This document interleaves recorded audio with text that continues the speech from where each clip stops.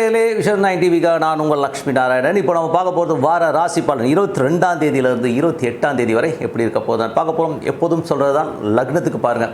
ராசிக்கு பார்ப்பதை விட லக்னத்துக்கு பார்க்க ரொம்ப பர்ஃபெக்டாக இருக்கும். உதாரணமாக ஒரு மகர லக்னம் விருச்சிக ராசினா, நீங்கள் வந்து விருச்சிக ராசிக்கான பலன்களை பார்ப்பதை விட மகர ராசிக்கான பலன்களை பார்க்கும்போது ரொம்ப பர்ஃபெக்டாக இருக்கும். ஃபஸ்ட்டு வர்றது வந்து பொது பலன்கள், அதுக்கப்புறம் தசாபுத்தி பலன்கள். அப்போ வந்து உங்களுடைய தசாபுத்திகள் என்னென்ன இருக்கும் அதை மிங்கிள் பண்ணி பார்க்கும்போது ரொம்ப பர்ஃபெக்டாக இருக்கும். வீடியோ எண்டில் டிப் ஆஃப் த வீக் இருக்குது, மறக்காமல் பாருங்கள்.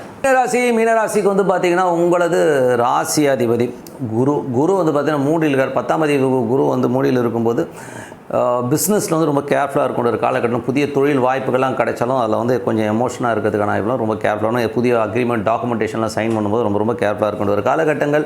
மற்றபடி வந்து பார்த்திங்கன்னா மீனராசிக்காரர்களுக்கு வந்து பார்த்திங்கன்னா உங்களுக்கு வந்து 2ஆம் அதிபதியான செவ்வாய் வந்து மூடியில் சின்ன சின்ன கலகங்கள் ஏற்படுவதற்கான வாய்ப்பு, அதனால் சண்டை சச்சரவு வர்றதுக்கான வாய்ப்புலாம் இருக்கணும். ரொம்ப கேர்ஃபுல்லாக இருக்கணும். குடும்பத்தில் வந்து யாரோ சொல்கிறாங்க ஏதோ சொல்கிறாங்கன்னு சொல்லிட்டு கேட்டுட்டு அதனால் டென்ஷன் ஆகிறதுக்கான வாய்ப்புலாம் ரொம்ப கேர்ஃபுல்லாக இருக்கணும். 4ஆம் அதிபதி மற்றும் 7ஆம் அதிபதியான புதன் வந்து பார்த்திங்கன்னா உங்களுக்கு 5இல் இருக்கும்போது சொத்துக்கள் அமைவதற்கான வாய்ப்பு சில பேருக்கு ஏற்படுத்துவதற்கான வாய்ப்புலாம் ரொம்ப சிறப்பாக இருக்குது. ஸோ அதெல்லாமே ரொம்ப நல்ல விஷயந்தான். ஆனால் கூட வந்து சுக்கரன் 3 8ஆம் அதிபதி இருக்கும்போது சின்ன சின்ன விஷயங்கள் வந்து ஒரு எமோஷன்ஸ் இருந்துகிட்டே இருக்கும். ஸோ கொஞ்சம் பார்த்து நடந்துக்கணும். குழந்தைகள் விஷயங்கள் வந்து கொஞ்சம் டென்ஷன் ஆகிறதுக்கான வாய்ப்புகளையும் நிறைய ஏற்படுத்திடும். மீன லக்னமாக இருந்து 3 8ஆம் அதிபதியான சுக்கரன் வந்து 5இல் இருக்கும்போது குழந்தைகளோட நடவடிக்கைகள் வந்து கொஞ்சம் டென்ஷன் ஆகிறதுக்கான வாய்ப்புகளும் கொஞ்சம் கேர்ஃபுல்லாக இருக்கும். 4ஆம் அதிபதி 5இல் இருக்கும்போது சொத்துக்கள் வண்டி வாகனம் புதுசாக மாற்றலாம் வாங்கலாங்கிற எண்ணங்களை கண்டிப்பாக ஏற்படுத்தும். மற்றபடி வந்து பார்த்திங்கன்னா உங்களுக்கு 5ஆம் அதிபதியான சந்திரன் வந்து பார்த்திங்கன்னா நல்ல லாபங்களில் பயணித்தாலும் வாரத்தில் வந்து பார்த்திங்கன்னா இந்த செவ்வாய் புதனில் வந்து குழந்தைகளுக்காக நிறைய செலவு பண்ணுற மாதிரி விஷயங்களை கண்டிப்பாக ஏற்படுத்திடுங்க. அதுக்கப்புறம் 6ஆம் அதிபதியான சூரியன் வந்து 5இல் இருக்கும்போது வேலை பலுக்கள் அதிகமாக இருக்கும். வேலையில் வந்து நிறைய ஸ்ட்ரெஸ், கொஞ்சம் வந்து எமோட்டாக இருக்கிறதுக்கான வாய்ப்புகள் இருக்குன்னா கொஞ்சம் பார்த்துக்கணும். நிறைய வேலையில் வந்து அலைச்சல் இருப்பதற்கான வாய்ப்பும் நிறைய இருக்கும். 7ஆம் அதிபதியான புதன். ஸோ 7ஆம் அதிபதியான புதன் வந்து பார்த்திங்கன்னா உங்களுக்கு வந்து 5இல் இருக்கும்போது மனைவிக்கு நல்ல லாபங்கள், பார்ட்னர்ஷிப் சம்மந்தமான விஷயங்கள்லாம் அவங்களுக்கு ரொம்ப சூப்பராக அனுகூலமாக இருக்கிறதுக்கான வாய்ப்புலாம் ரொம்ப சிறப்பாக இருக்குது. கஸ்டமர்ஸ் நாளுக்கு வந்து கஸ்டமர் ஒரு சாட்டிஸ்ஃபேக்ஷனோடு இருப்பாங்க. ஸோ அந்த மாதிரி விஷயங்கள் ரொம்ப சிறப்பாக இருக்கும்.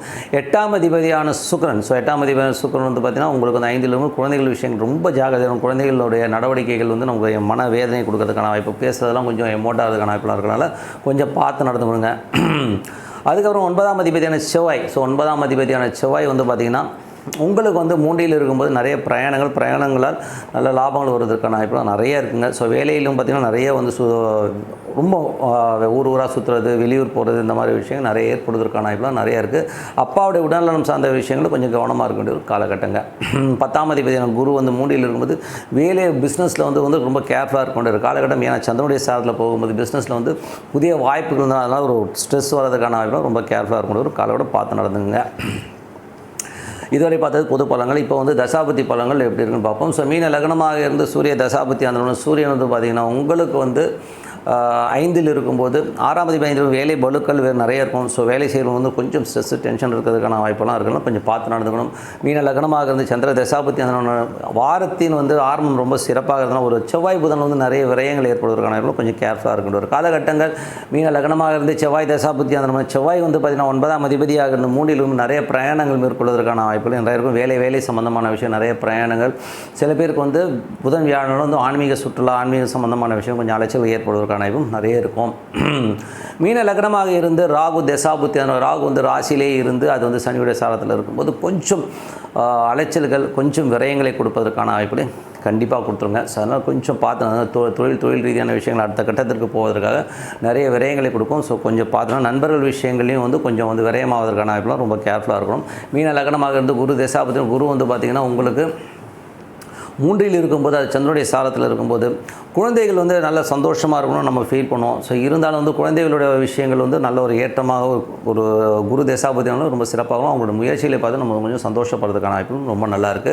மீன லக்னமாக சனி தசாபதினாலும் சனி வந்து 12இல் இருந்து குருடைய சாரத்தில் இருக்கும்போது சொத்துக்கள் வாங்குறதுக்கான வாய்ப்புகளை நிறைய ஏற்படுத்தி கொடுக்குங்க. ஸோ அந்த ஒரு புதிய சொத்துக்கள், பழைய சொத்தை விற்றுட்டு புதிய சொத்து வாங்கலாமாங்கிற எண்ணங்களையெல்லாம் நிறைய ஏற்படுத்தி கொடுத்துரும். பட் ஏன்னா கொஞ்சம் அலைச்சலையும் கண்டிப்பாக கொடுத்துருங்க. ஸோ மீன லக்னமாக இருந்து சனி தசாபதினா சனி வந்து 12இலிருந்து குருடைய சாரத்தில் போகும்போது நிறைய முயற்சிகள். ஸோ உங்கள் முயற்சிகளுக்கு வந்து நிறைய ட்ரை பண்ணுவீங்க. பெரிய லாபம் வரணுங்கிறதுக்கான எண்ணங்களுக்கும் தொழில் ரீதியான விஷயங்களாக இருக்கலாம், பர்சனல் லைஃப்லையும் வந்து பெரிய அளவில் சாதிக்கணுங்கிற வேலையை கண்டிப்பாக ஏற்படுத்தி கொடுத்தோம். மீன லக்னமாக இருந்து புதன் தசாபதினா புதன் வந்து பார்த்திங்கன்னா உங்களுக்கு புதனுடைய விஷயங்கள் வந்து பார்த்திங்கன்னா 5ல் இருக்குங்க. ஸோ 4 7ஆம் அதிபதி வந்து 5ல் இருக்கும்போது மனைவிக்கு நல்ல லாபங்களும் குதூகலமும் சந்தோஷமும் கிடைப்பதற்கான வாய்ப்புகள் நிறைய இருக்குது.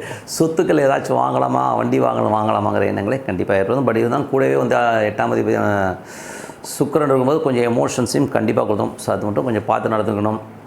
மற்றபடி வந்து பார்த்திங்கன்னா உங்களுக்கு வந்து மீன லக்னமாக இருந்து கேது தசாபதி 7ல் உள்ள கேது வந்து சந்திரனுடைய சாரத்தில் போகும்போது கணவன் மனைவினால கொஞ்சம் ஏடாவோடமாக பேசிக்கிறத வந்து தவிர்த்துக்கணும். ஸோ அதில் வந்து கொஞ்சம் எமோஷன்ஸ் இருக்கிறதுக்கான வாய்ப்பாக கொஞ்சம் பார்த்து நடந்துக்கணும்.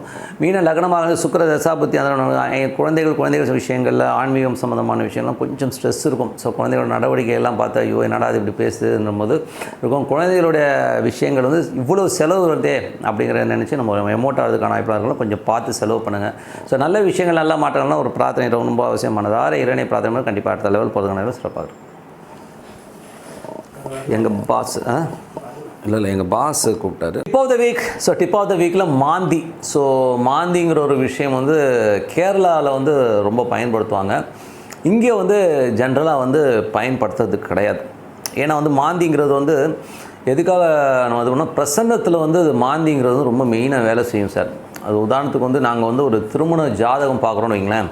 ஒரு திருமண ஜாதகம் பார்க்கும்போது ஒரு பெண்ணுடைய லக்னத்துலேயோ இல்லை ஒரு மணமகனுடைய ஒரு மாப்பிள்ளையுடைய ஜாதகத்துலேயோ லக்னத்துலேயோ சந்திரன்லேயோ மாந்தி தொடர்பு வந்துச்சு அந்த ஜாதகத்தை தொட மாட்டோம். காரணம் என்னென்னா அது ஒரு இண்டிகேட் பண்ணுது. இவங்க 2 பேர் இணையும் போது ஒரு மரணம் ஏற்படுங்கிறத வந்து திருமண பொருத்தம் பார்க்கும்போது மெயினாக வந்து இதை பார்க்கணும் சார்.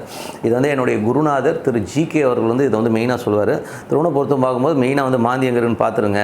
ஏன்னா வந்து இதுக்கு முன்னாடி வந்து ஒரு பொண்ணுக்கு வந்து அந்த மாதிரி கல்யாணம் ஆச்சு. கல்யாணம் ஆகும்போது அந்த பொண்ணை வந்து ரொம்ப பார்த்து தான் திணிக்கும். அந்த பொண்ணுக்கு நல்ல செல்வ செழிப்பில் அவ்வளோ அழகாக பாசமாக வளர்த்தாரவங்க அண்ணன் எத்தனை ஜோசியர் கிட்டத்தட்ட ஒரு 3 ஜோசியர்கிட்டலாம் பார்த்து ரொம்ப பர்ஃபெக்டான ஒரு முகூர்த்தத்தில் தான் கல்யாணம் பண்ணாங்க. அதெல்லாம் வந்து தப்புனே சொல்ல முடியாது.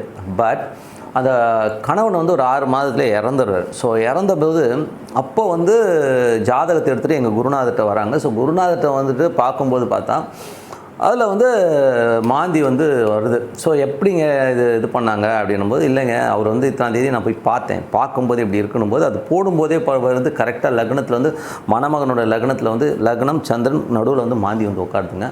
ஸோ அந்த மாதிரி வந்து கோச்சாரத்தில் வந்து அந்த மாதிரி மாந்தி வருதுன்னா அது என்ன இண்டிகேட் பண்ணுன்னா ஒரு மரணம் நிகழும், இந்த திருமணத்தில் வந்து யாரோ ஒருத்தர் செத்துருவாங்கிறத வந்து அந்த மாந்தி வந்து சொல்லும். அது வந்து அந்த பொருத்தம் பார்க்கும்போது அது இருந்துன்னா உடனே அந்த ஜாதகத்தை வந்து நம்ம தூக்கி போடணும், அதை தொடவே கூடாது. ஏன்னா அந்த மாந்திங்கிறது கரெக்டாக சொல்லுங்கிறதுனால ரொம்ப கேர்ஃபுல்லாக இருக்கும். அதே மாதிரி வந்து பிரசன்னத்தில் வந்து ஒரு ஆள் காணாமல் போயிட்டார்னு வச்சுக்கோமே, அப்போ வந்து நம்ம பிரசன்னம் போடுவோம். ஸோ பிரசன்னம் போடும்போது அந்த சோழியோ இல்லை அவங்க அந்த டைமில் வந்து நம்ம கணிக்கும்போது லக்னம் சந்திரனுக்கு நடுவில் மாந்தி வந்துருச்சுன்னா கண்டிப்பாக வந்து அவர் வந்து இறந்துட்டாருன்னு நம்ம அடிச்சே சொல்லிடலாம். ஸோ அந்தளவுக்கு வந்து ரொம்ப பர்ஃபெக்டாக வந்து அந்த மாந்திங்கிறது வந்து ரொம்ப மெயினாக இருக்கும். அதே மாதிரி ஜாதகத்தில் வந்து இப்போ ஒரு தனியாக இடத்துல மாந்தி இருக்கிறது வந்து பெருசாக எஃபெக்ட் பண்ணாது. ஏன் எஃபெக்ட் பண்ணாதுன்னா அது ஒன்றும் பெரிய தொடர்புகள் இருக்காதுன்னு வச்சுக்கோமே. ஆனால் லக்னத்தில் மாந்தி இருக்கும்போது ஏதாச்சும் வந்து பூர்வீக கர்மா பூர்வீக சம்மந்தமான விஷயங்கள் இருக்கும். அதாவது இறந்து போன ஒரு ஆத்மாவுடைய தொடர்பு அவங்களுக்கு கிடைக்குங்கிறதுனால அப்போ அப்படி இருக்கிறவங்க வந்து என்ன பண்ணணும், பயப்படணும்னு அவசியம் கிடையாது. தர்ப்பணங்கள் கொடுக்கலாம். அமாவாசை அன்னைக்கு வந்து அவங்க இப்போ ஒரு பையன் வந்து லக்னத்தில் மாந்தி எடுக்கணும், அவங்க அப்பா வந்து திதி கொடுக்கலாம். இல்லை யாருமே இல்லை எனக்கு லக்னத்தில் மாந்தி இருக்கு அப்பா அம்மா யாரும் இவர் திதி கொடுக்கணும். அமாவாசை திதி கொடுத்தா ஒரு காலகட்டத்தில் வந்து அந்த கர்மா வந்து நம்மளை விட்டு போயிடும். ஸோ அதுதான் பிரேத சாபம்னு சொல்லுவோம். ஸோ பிரேதம் சம்பந்தமான விஷயங்கள் இறப்பு சம்பந்தமான விஷயங்களை மாந்தி ரொம்ப பர்ஃபெக்டாக சொல்லுங்கிறது தான் உண்மையான விஷயம். ஸோ இதில் வந்து மேஜராக எங்கே பாதிப்பு வரும் அப்படின்னும்போது அடுத்த கட்டத்தில் பார்க்கும்போது மாந்திங்கிறது வந்து ஜனனகால ஜாதகத்தில் வந்து 4ஆம் அதிபதி. ஸோ 4ஆம் அதிபதியோடைய எந்த இடத்துல இருக்குன்னு பார்த்துட்டு அந்த கிரகத்தோட மாந்தி வந்து தொடர்பு தான் கண்டிப்பாக வந்து அது நிலதோஷங்களை கொடுப்போம். 4ஆம் அதிபதியோட மாந்தி தொடர்பு வித் 6ன்னா ஏதோ பகை உணர்ச்சியோட சொத்து சம்பந்தமான விஷயங்களை எவனையும் போட்டு தெளிவாங்கன்றதை வந்து தெளிவாக சொல்லிடலாம். ஸோ அது ஒன்று இருக்குது. 5ல் வந்து மாந்தி வந்து 5ஆம் அதிபதியோட அந்த மாந்தி தொடர்பு இருந்தால் பூர்வீக சம்பந்தமான விஷயங்கள் குழந்தை சம்பந்தமான விஷயங்களை ஏதோ ஒன்று பண்ணி தொலைச்சிருக்காங்க, ஏதோ மூதாதையர் தாத்தா யாரோ ஒருத்தவங்க விளையாடிருக்காங்க, ஸோ கர்ப்பகலை பண்ணியிருக்காருங்க, அதனால் ஒரு மர்டர் பண்ணியிருக்காங்கன்ற மாதிரியான விஷயங்களை கண்டிப்பாக எடுக்க முடியும். ஸோ 6ஆம் அதிபதி வந்து மாந்தி இருக்குன்னா சத்ரு, அதாவது ஏதாச்சும் வந்து பெரிய ஒரு பகை உணர்ச்சியோடு வந்து ஒருத்தனை போட்டு தள்ளிடுவாங்க. ஸோ அது வந்து 6ஆம் அதிபதி மாந்தி இருக்குன்னா கண்டிப்பாக அது பழி தீர்த்துக்கிறதுக்காக உட்காந்துருக்குங்கிறது வந்து ரொம்ப தெளிவாக சொல்லலாம். அந்த வந்து வேலை சம்மந்தமான விஷயங்கள், வேலையாள் சம்மந்தமான விஷயங்களில் நமக்கு ப்ராப்ளம் வரப்போகுதுங்கிறது வந்து ரொம்ப தெளிவாக சொல்லலாம். ஸோ இந்த மாதிரிலாம் இருக்குன்னா அது மட்டும் இல்லாமல் 6ஆம் அதிபதி பாதகாதிபதி மாந்தி வந்துச்சு, ரொம்ப கேர்ஃபுல்லாக இருக்கணும். அவன் தான் செய்வினை இல்லை மாட்டுறது. இந்த 6ஆம் அதிபதி பாதகாதிபதி மாந்தி 3 மாட்டிக்கிச்சுன்னா அவன் வந்து ஏதோ செய்வனை பண்ணி ஒருத்தன் தூக்கிட்டாங்க. அந்த செய்வனை பண்ண அந்த ஆன்மா வந்து இவனை போட்டு தள்ள போகுதுங்கிறது வந்து ஒரு கன்ஃபார்மான ஒரு விஷயம். ஸோ இந்த மாதிரி ரொம்ப ஒரு கிரிட்டிக்கலான ஒரு சப்ஜெக்ட் தான். ஸோ அஷ்டமாதிபதியோட மாந்தி வரதெல்லாம் பார்த்திங்கன்னா அந்த தசாபுத்தி ஆந்திரங்கள்லாம் வந்து இதெல்லாம் வந்து மாந்தி நான் சொன்ன தொடர்புகள் எல்லாம் எப்போ எஃபெக்ட் பண்ணோன்னா அந்த தசா புத்தி காலங்களில் தான் எஃபெக்ட் பண்ணும். எப்போதும் எஃபெக்ட் பண்ணாது, பார்த்தோன்னா பயந்துடாதீங்க. ஸோ தசா புத்தி காலங்களும் ரொம்ப பர்ஃபெக்டாக இருக்கணும். இது வந்து தீர்வதற்கான ஒரே வழி அமாவாசை வந்து திதி கொடுத்துருவாங்க. ஏன் திதி கொடுக்குறோம் அப்படின்போது அந்த ஆன்மா வந்து நீங்கள் வந்து அதை வந்து கன்வின்ஸ் பண்ணுறீங்க. எப்பா ஏதோ எங்கள் தாத்தா முப்பாட்டன் எவ்வளோ சொல்லிட்டான்ல, நானே முற்பிறவியில் ஏதோ தப்பு செஞ்சிருந்தாலும் என்னை மன்னிச்சிட்டு இந்த ஆத்மா போயிருன்னு சொல்லிவிட்டு நம்ம திதி கொடுத்துட்டே வருவோம். அந்த திதியில் வந்து பார்த்திங்கன்னா சகுனி கர்ணம்னு ஒரு கர்ணம் இருக்குங்க. ஸோ அந்த கர்ணம் வந்து உட்காரும் அமாவாசையில். ஸோ அது உட்காரும்போது நீங்கள் கொடுக்குற திதி வந்து டப்புன்னு ஒர்க் அவுட் ஆகிடும். அந்த இதில் நம்ம வெளியில் வரலாங்கிறது தான் உண்மையான விஷயம். ஸோ அதனால் வந்து இதுக்கு இன்னொரு இது என்னென்னா நல்ல அன்னதானம் பண்ணணும். ஸோ அமாவாசை அன்னைக்கு நல்லா அன்னதானம் பண்ணுறது, இந்த மாதிரி விஷயங்கள்லாம் பண்ணிட்டு வரும்போது கண்டிப்பாக வந்து இந்த மாந்தி தோஷங்கள், மாந்தி சம்பந்தமான விஷயங்கள் விடுபடலாம். இப்போ பெரிய சப்ஜெக்ட், இதை பற்றி நான் வீடியோ பண்ணால் ஒரு 1.5 மணி நேரம் 2 மணி நேரம் உட்காந்து பேசலாம். இதெல்லாம் தெரிஞ்சுக்கங்க, ஓகேங்களா. மெயினாக பொருத்தம் பார்க்கும்போது கோச்சாரத்தில் மாந்தி தொடர்பு இருந்ததுன்னா அந்த ஜாதகத்தை ஒதுக்கி வைக்கிறது ரொம்ப ரொம்ப நல்லது. ஸோ அதெல்லாம் வந்து கொஞ்சம் பார்த்துட்டு இருக்கிறது ரொம்ப ரொம்ப நல்லதுங்க. அதுவும் வந்து கேரளாவில் நீங்கள் வந்து மாந்தி இல்லாத ஜாதகத்தை ஜோதிடர்கள் தொடவே மாட்டாங்கன்னா பார்த்துக்கணும். அந்த அளவு வந்து ரொம்ப பர்ஃபெக்டாக இருக்கணும். செய்யாது ஒரு அவேர்னஸாக இருக்கட்டும்ங்கிறது தான் இதை சொன்னோம். கண்டிப்பாக அதை மைண்டில் வச்சுங்க. உங்களிடம் விடைபெறுவது உங்கள் லக்ஷ்மி நாராயணன். நன்றி, வணக்கம்.